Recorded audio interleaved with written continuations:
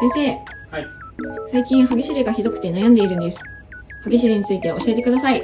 はい。何でもお答えします。歯ぎしりってどうして起こるんですか？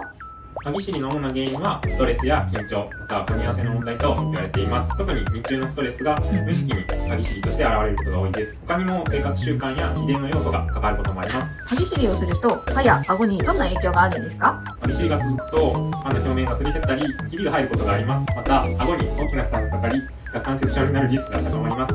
さらに、首や肩の痛みにもつながることがあるんです。歯ぎしりって結構深刻なんですね。そうなんです。でも安心してください。次回は歯ぎしりの予防法や対策についてお話ししますので、ぜひご覧ください。